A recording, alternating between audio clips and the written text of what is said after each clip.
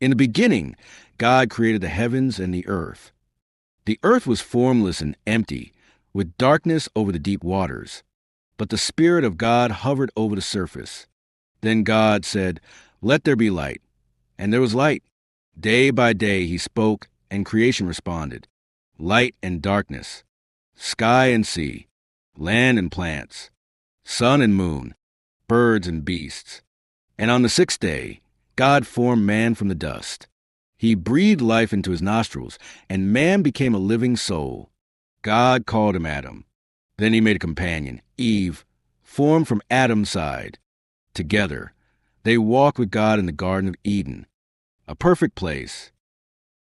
No shame, no fear, only peace. God gave them freedom, but with one command. You may eat from any tree, except the tree of the knowledge of good and evil. For on the day you eat of it, you will surely die. But then came the serpent. Did God really say you can't eat from that tree? He asked. Eve looked at the fruit. It was beautiful, tempting. She took it and ate, then gave some to Adam, and he ate too. Suddenly, their eyes were opened. They saw their nakedness and felt shame. They hid from God among the trees. But God came walking in the garden, calling, "Where are you?" Adam replied, "I was afraid, so I hid." God asked, "Did you eat from the tree I commanded you not to eat from?" Adam blamed Eve. Eve blamed the serpent. And sin entered the world. Pain, death, and separation followed. But even in judgment, God gave hope.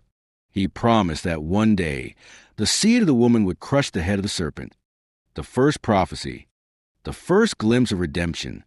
Even after the fall, God's plan for salvation had already begun. Next story coming up. The Israelites were finally free. After generations of slavery, God had led them out of Egypt with signs and wonders. Pharaoh had said, "Go," and they left quickly, with hope in their hearts and the promise of a land flowing with milk and honey. But freedom wasn't easy. As they camped near the Red Sea, word came that Pharaoh had changed his mind. Chariots and horsemen thundered behind them. The people panicked. "Why did you bring us out here to die?" They cried to Moses. "There were graves in Egypt, we should have stayed there." But Moses lifted his hands and spoke with the calm of a man who had seen the face of God. "Do not be afraid. Stand still, and you will see the salvation of the Lord." Then God said to Moses, "Raise your staff. Stretch out your hand over the sea." And Moses obeyed. Suddenly, a mighty wind blew across the waters. The sea began to tremble, then split in two. Walls of water rose on the left and right, and a dry path stretched through the sea. The people stared in awe, and then walked forward. Every man, woman, and child crossed on dry ground, with water towering beside them like mountains. God's presence, in a pillar of fire, stood behind them, holding the Egyptian army at bay. Then the moment came. The Israelites stepped out on the other side, safe. But the Egyptians followed into the path through the sea. And God said, "Stretch your hand over the waters." Moses obeyed once more. The waters roared back into place, crashing down on chariots, warriors, and pride. Not one survived.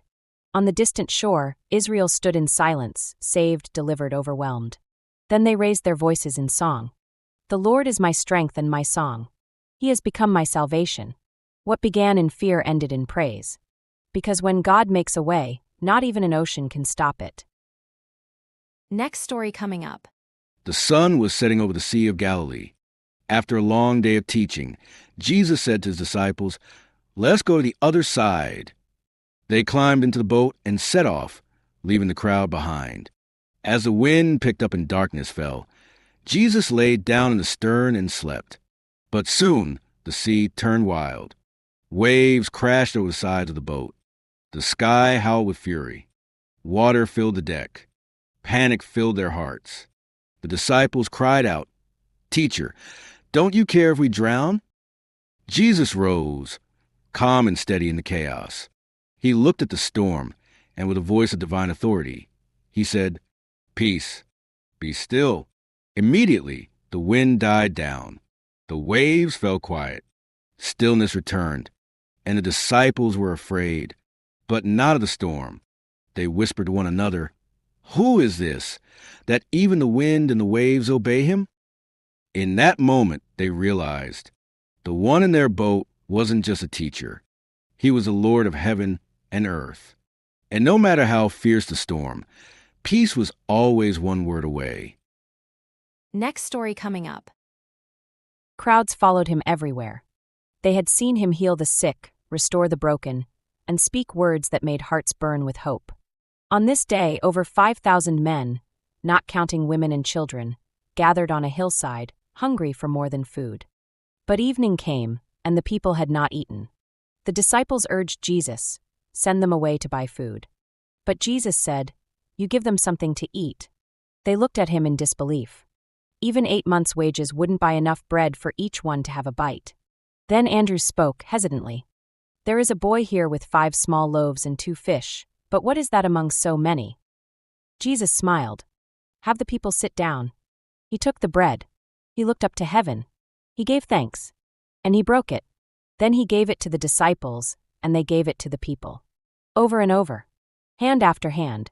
Basket after basket. And the food never ran out. Every person ate until they were full. And when it was over, they collected 12 baskets of leftovers. The crowd was astonished. They had seen a miracle, provision that defied reason. But more than that, they had seen the heart of God. A God who sees the hungry, hears the desperate, and satisfies both body and soul. Next story coming up. The disciples were alone on the sea.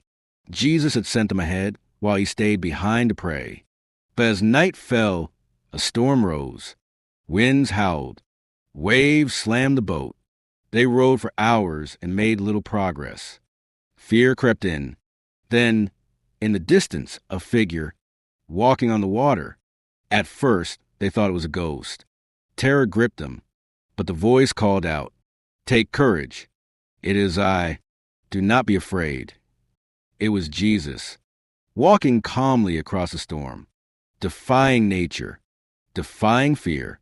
Peter cried out, "Lord, if it's really you, tell me to come to you on the water." Jesus said, "Come." So Peter stepped out of the boat, and for a moment, he walked on water too. But when he saw the wind, he became afraid. He began to sink. "Lord, save me," he shouted. Immediately, Jesus reached out his hand and caught him. "Oh, you of little faith," he said, "why did you doubt?" They climbed into the boat, and the wind stopped. The sea fell silent, and the disciples worshipped him. "Truly, you are the Son of God," because Jesus doesn't just calm storms. He walks through them. And when we sink, he reaches